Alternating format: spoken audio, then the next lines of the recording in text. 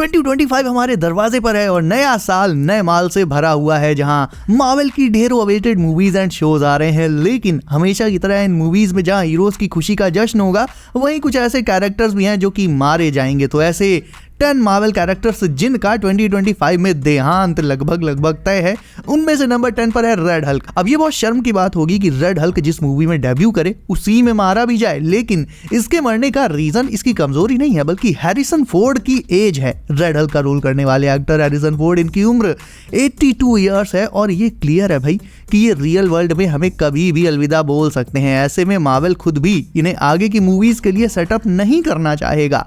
अच्छा, वैसे तो सेटअप कर देता, लेकिन ये ऑलरेडी थंडरबोल्ट रॉस की सेकंड कास्टिंग है। इसके पहले जिस एक्टर ने थंडरबोल्ट रॉस का रोल किया था, यानी विलियम हार्ट ने, उनकी भी डेथ हो चुकी है। तो ये दूसरे थंडरबोल्ट रॉस हैं और तीसरा रॉस अगर आ गया तो भाई ये बहुत ज्यादा इलॉजिकल हो जाएगा, इवन हम फैंस के लिए भी। So maybe, just maybe, Harrison Ford के लिए एज रेड हल्क एक ही मूवी काफी हो सकती है। नंबर 9 पर है अगेन ब्रेव न्यू वर्ल्ड से द लीडर, जो कि पूरे 17 साल बाद एमसीयू की गलियों में वापस कदम रखने वाला है। और अब ये भी क्लियर है कि थंडरबोल्ट रॉस को रेड हल्क बनाने के पीछे द लीडर का ही हाथ होगा। ऐसे में अब यहाँ पर दो पॉसिबिलिटीज बनती हैं। पहली तो कि if Marvel world war Hulk movie को आगे के लिए प्लान कर रहा है तो वो लीडर के साथ साथ रेड हल्क को भी जिंदा रखने का रिस्क ले सकता है। बट इफ आगे कोई हल्क मूवी नहीं आनी होगी देन डेफिनेटली ये दोनों के दोनों कैरेक्टर्स यानी red Hulk and the leader brave new world में ही मारे जा सकते हैं, जहां इनका चैप्टर मार्वल में हमेशा के लिए खत्म हो जाएगा। नंबर 8 पर है एक major character, one of fan favourites, Bucky Barnes. अगर आपको नहीं पता तो बता दूं कि थंडरबोल्ट्स मूवी की जो फर्स्ट स्क्रिप्ट आई थी, पहली स्क्रिप्ट थी, उसमें एक्चुअल में बकी की डेथ हो जानी थी, ये लिखा हुआ था। बाद में हालांकि ये स्क्रिप्ट रिजेक्ट हो गई एंड दोबारा से नई स्क्रिप्ट लिखी गई। अब ऑल्दो ये तो अभी से नहीं कहा जा सकता है कि इस नई स्क्रिप्ट में जिस पर की थंडरबोल्ट्स मूवी बनी है उसमें बकी का क्या होगा, क्या वो जिंदा बचेगा या फर्स्ट स्क्रिप्ट की ही तरह मारा जाएगा। बट मार्वल जिस तरह से येलेना बेलोवा को पुश कर रहा है और बकी को नर्फ करता जा रहा है, उससे काफी ज्यादा चांसेस बनते हैं कि थंडरबोल्ट्स का एंड आते आते समहाउ बकी मारा जाए एंड बकी की मौत इन सारे हीरोज को एक टीम बनाने पर मजबूर कर दे, क्योंकि at this time Thunderbolts team का कोई भी मेंबर एक दूसरे को पसंद नहीं करता है, सब एक दूसरे से बहुत चिढ़ते हैं। ऐसे में यहाँ पर मार्वल बकी को बकरा बना के उसकी मौत पर थंडरबोल्ट्स की टीम की इमारत खड़ी कर सकता है। अगले दो मेंबर्स नंबर 7 एंड नंबर 6 थोड़े से लेस पॉपुलर हैं, इन्हें शायद से ज्यादा लोग जानते ही नहीं होंगे। पहली है कैरन पेज, इसका रिटर्न हो रहा है डेयरडेविल बॉर्न अगेन में, जो कि मार्च 2025 में आ रही है। तो इस डेयरडेविल में एक नहीं बल्कि मल्टीपल विलन्स होने वाले हैं, लाइक किंगपिन, बुल्सआई और द म्यूज। तो ये विलन्स डेयरडेविल को हर्ट करने के लिए उसकी बिलवेड छमिया कैरन को निपटा सकते हैं। और बाय द वे ऐसी रिपोर्ट्स आ रही हैं कि डेयरडेविल बॉर्न अगेन में टोटल 9 एपिसोड्स हैं और कैरन उनमें से सिर्फ 3 एपिसोड्स में ही होने वाली है। सो खुद ही समझ जाओ यार।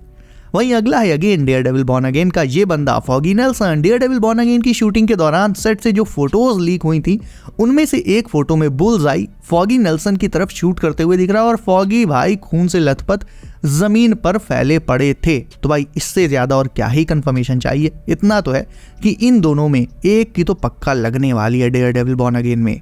नंबर 5 पर है लालम लाल रेड गार्डियन, जो मेरे ख्याल से डेफिनेटली अब निकल ही ले तो बढ़िया है, क्योंकि भाई ये इतने फालतू के डायलॉग्स मारता है कि एकदम सर में दर्द करा देता है। ब्लैक विडो में भी इसने बहुत ज्यादा पकाया था। सो एनीवेज, जैसा कि मैंने कहा था कि थंडरबोल्ट्स टीम नाम की केवल टीम है, उसमें कोई किसी को फूटी आंख नहीं सुहाता। ऐसे में टीम के किसी इंपॉर्टेंट मेंबर की डेथ मूवी में जरूर से होगी, ऐसा मेरा दिल कह रहा है, बिकॉज इसी डेथ से थंडरबोल्ट्स की अकल ठिकाने आएगी और वो आपस में साथ काम करना सीखेंगे। अब वो बकी होगा या रेड गार्डियन होगा, वैसे ज्यादा चांसेस तो इसी साइड कैरेक्टर के ही हैं जो हीरो वाले डायलॉग्स मारता है। डेडपूल को बोलो इसे 1 सेकंड में लंगोट में अगवा देगा। But all in all Yelena तो मरेगी नहीं, बाकी सब इतने इंपॉर्टेंट है नहीं, तो सैक्रिफाइस इमोशन और इम्पैक्टफुल रहे, इसलिए रेड गार्डियन और बकी में से किसी एक की विदाई तो भाई डेफिनेटली मेरे हिसाब से हो सकती है एंड आई होप कि बकी की ना हो, इसी की हो। अब नंबर 4 पर है वैलेंटीना एलेग्रा डिफॉन्टेन, वो बंदी जिसने टोनी स्टार्क का एवेंजर्स टावर खरीदा है और थंडरबोल्ट्स को गैदर करके उन्हें अपने इशारों पर नचाने की कोशिश भी करेगी। अब डेफिनेटली उसके पास पैसे और पावर दोनों की कोई कमी नहीं है। स्टिल मौत स्टेटस देखकर थोड़ी ना आती है। फील्ड पर बकी बार्न्स ही थंडरबोल्ट्स का बॉस है, बट ऑन पेपर ऑफिशियली उनकी जो ओवरऑल बॉस है वो वैलेंटीना ही रहने वाली है। और हाँ, जाहिर है प्यार से करें या गुस्से से करें, बट थंडरबोल्ट्स वैलेंटीना के मिशंस को पूरा तो करेंगे ही। बट इफ किसी भी तरह से, किसी भी वे में, डायरेक्टली और इनडायरेक्टली वैलेंटीना अगर थंडरबोल्ट्स को बिट्रे करती है, उन्हें धोखा देती है, तो जो कि मेरे ख्याल से वो पक्का देगी, तो थंडरबोल्ट्स की टीम उसे कच्चा चबा जाएगी, क्योंकि थंडरबोल्ट्स की टीजर में ही हम देख चुके हैं कि नो वन लाइक्स हर। इनफैक्ट मुझे तो ये लगता है कि बॉब यानी सेंट्री उसे कैद करने के पीछे भी वैलेंटीना ही है और थंडरबोल्ट्स उसे छुड़ा लाए हैं। दैट क्लियरली मीन्स कि मूवी में किसी पॉइंट पर फाइट थंडरबोल्ट्स और वैलेंटीना के बीच होने वाली है, और अगर ऐसा होता है तो भाई इनका भी सस्ता वाला टिकट कट ही जाएगा। और गाइज अब हम आ चुके हैं टॉप 3 पर, एंड नंबर 3 पर है घोस्ट, जो कि अगेन थंडरबोल्ट्स टीम से आती है। अब आप सोचोगे कि यार मैंने तो पूरी थंडरबोल्ट्स टीम की जिंदगी पर ही जुआ खेल दिया। तो यार एक बात बताता हूं, देखो आप भी जानते हो सेंट्री जो कि थंडरबोल्ट्स में डेब्यू कर रहा है, उसकी एक डार्क साइड भी है, द वॉइड, और उस फॉर्म में वो किसी को नहीं छोड़ता है, चाहे उसके सामने हीरो हो या विलन। अब रिपोर्ट्स ऐसा कह रही हैं गाइस कि सेंट्री की ये डार्क साइड यानी द वॉइड, ये हमें थंडरबोल्ट्स में देखने को मिलेगी ही मिलेगी, और द वॉइड के आने का सीधा सा मतलब है किसी ना किसी थंडरबोल्ट टीम मेंबर की डेथ, फुल स्टॉप, पीरियड। और चलो साथ में नंबर 2 की भी बात मैं कर ही लेता हूं। एक्चुअल में गाइस घोस्ट जो नंबर 3 पर था एंड नंबर 2 पर है टास्क मास्टर। ये दोनों देखा जाए तो माइनर कैरेक्टर्स हैं, कोई मेन कैरेक्टर्स की गिनती में नहीं आते।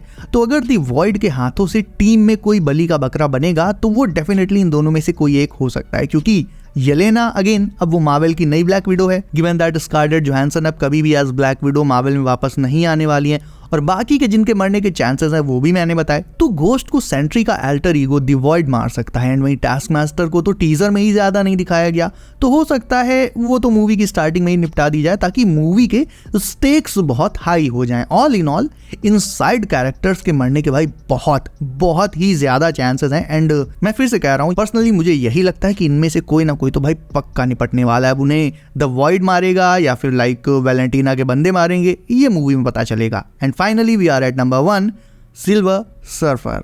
अब देखो नेक्स्ट ईयर वाली फैंटास्टिक 4 में हमारा मेन सिल्वर सर्फर नहीं आएगा, बल्कि वो एक फीमेल सर्फर होगी। सिल्वर सर्फर का एक अल्टरनेट वर्जन शालाबायल।